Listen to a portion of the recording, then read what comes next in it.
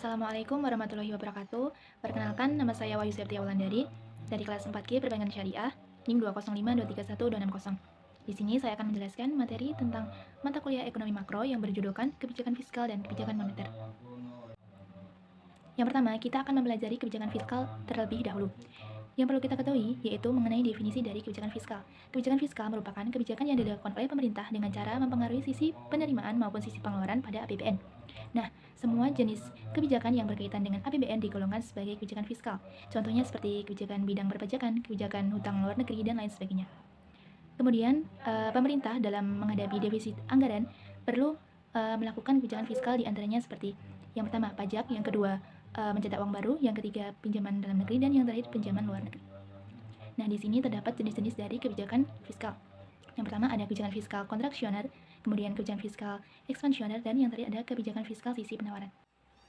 Nah, sebelum kita mempelajari kebijakan fiskal lebih dalam lagi, seperti mempelajari contoh kasus dari kebijakan fiskal, di sini saya akan sedikit menyinggung mengenai kebijakan moneter.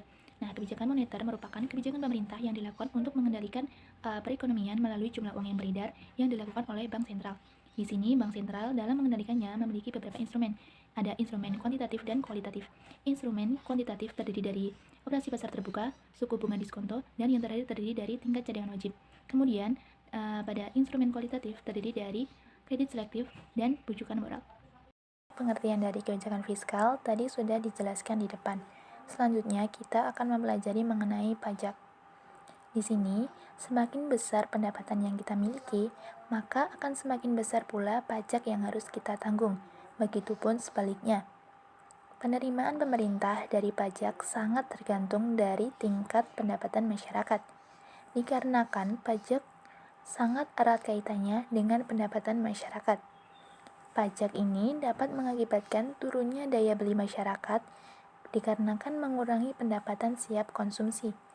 Apabila defisit anggaran pemerintah dibiayai dengan peningkatan pajak, maka yang terjadi ialah daya beli masyarakat akan semakin menurun. Mencetak uang baru.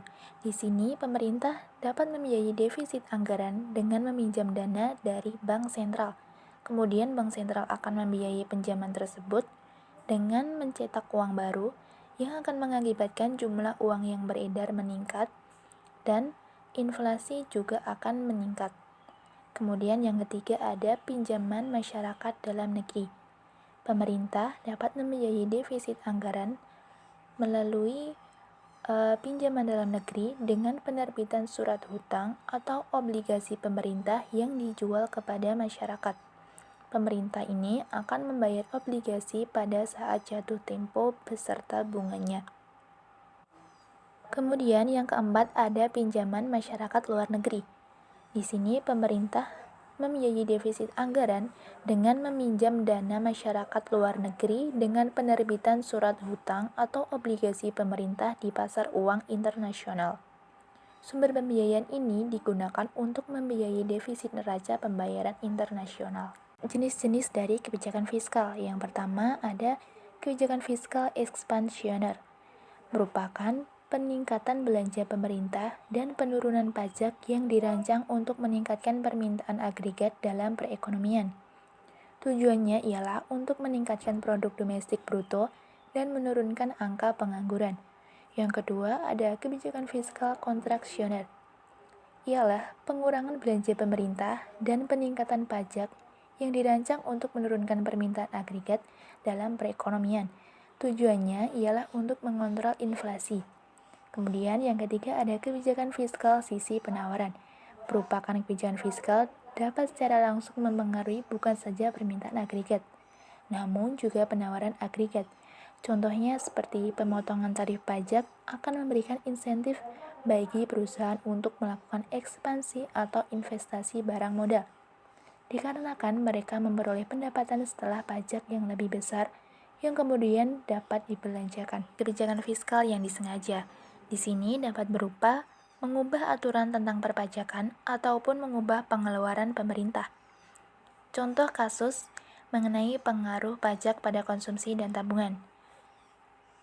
Fungsi konsumsi masyarakat dilambangkan dengan C, yaitu 20 miliar, ditambah dengan 0,75 YD, di mana YD ialah Y dikurang TX ditambah TR. dan pajak sebesar 10 miliar. Kemudian ditanyakan berapa besarnya konsumsi dan tabungan sebelum adanya pajak apabila pendapatannya sebesar 100 miliar. Dan berapa besarnya konsumsi dan tabungan setelah adanya pajak apabila pendapatannya sebesar 100 miliar. Di sini yang pertama kita akan mencari berapa besarnya C dan S apabila sebelum pajak. Yang pertama dari pengeluaran konsumsi. C sama dengan 20 ditambah 0,75 YD. Kemudian C sama dengan 20 plus 0,75 dikali 100 min 0 plus 0. Kemudian C sama dengan 20 plus 75. Maka pengeluaran konsumsi sebelum adanya pajak adalah 95 miliar. Yang kedua, kita mencari besarnya tabungan, di mana S sama dengan YD dikurang C. Kemudian S sama dengan 100 dikurang 0 ditambah 0 dikurang 95. Kemudian S sama dengan 100 dikurang 95. Jadi pengeluaran tabungan sebelum adanya pajak adalah sebesar 5 miliar. Yang kedua, kita mencari besarnya C dan S apabila pajak sebesar 10 miliar. Yang pertama, pengeluaran konsumsi C sama dengan C0 ditambah delta C, atau C sama dengan C0 dikurang C delta TX. C sama dengan 95 dikurangi 0,75 dikali 10, kemudian C sama dengan 95 dikurangi 7,5 sama dengan 87,5 miliar. Jadi pengeluaran konsumsi setelah adanya pajak ialah sebesar 87,5 miliar. Nah, kemudian kita mencari besarnya tabungan. S sama dengan S0 ditambah delta S, atau S sama dengan S0 ditambah 1 min C dikali min delta TX. S sama dengan 5 ditambah 1 min 0,75 dikali min 10. S sama dengan 5 ditambah min 2,5. Kemudian hasilnya ialah min 2,5 miliar. Jadi besarnya tabungan dengan adanya pajak adalah sebesar min 2,5 miliar. Tadi di depan sudah dijelaskan mengenai pengertian dari kebijakan moneter. Selanjutnya kita akan mempelajari mengenai instrumen kebijakan moneter kuantitatif. Yang pertama terdiri dari operasi pasar terbuka. Ini dilakukan dengan cara menjual atau membeli surat berharga ketika perekonomian mengalami kelesuan. Maka akan menambah jumlah uang yang beredar. Dengan membeli surat berharga, maka akan mengakibatkan jumlah cadangan di bank umum akan bertambah, sehingga perputaran kegiatan ekonomi akan mengalami kenaikan. Kemudian, ketika kondisi overemployment, Bank Sentral akan menjual surat berharga tersebut dan mengakibatkan jumlah cadangan di bank umum akan berkurang, sehingga perputaran kegiatan ekonomi akan mengalami penurunan. Suku bunga diskonto. Ketika perekonomian mengalami kelesuan, maka yang terjadi seharusnya Bank Sentral harus menurunkan tingkat bunga diskonto. Dengan ini akan mendorong bank umum untuk meminjam dana yang lebih banyak karena biaya yang ditanggung lebih ringan.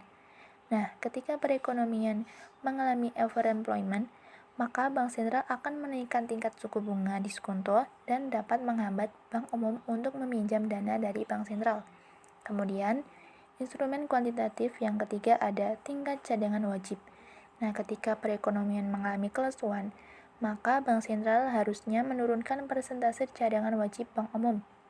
Ketika perekonomian mengalami overemployment, maka seharusnya Bank Sentral menaikkan persentase cadangan wajib bank umum. Instrumen kualitatif yang terdiri dari yang pertama ada kredit selektif. Instrumen kebijakan ini digunakan untuk melakukan pengawasan pada bank umum mengenai penyaluran kredit dan jenis investasi yang dilakukan sesuai dengan keinginan pemerintah. Kemudian yang kedua ada bujukan moral. Pemerintah tidak mewajibkan bank umum untuk mengikuti aturan yang ditetapkan Bank Sentral. Namun, Bank Sentral hanya memberikan himbauan kepada bank umum untuk membantu pemerintah melaksanakan program tertentu yang sudah ditetapkan oleh pemerintah. Semoga bermanfaat. Apabila ada kurangnya, mohon dimaafkan. Wassalamualaikum warahmatullahi wabarakatuh.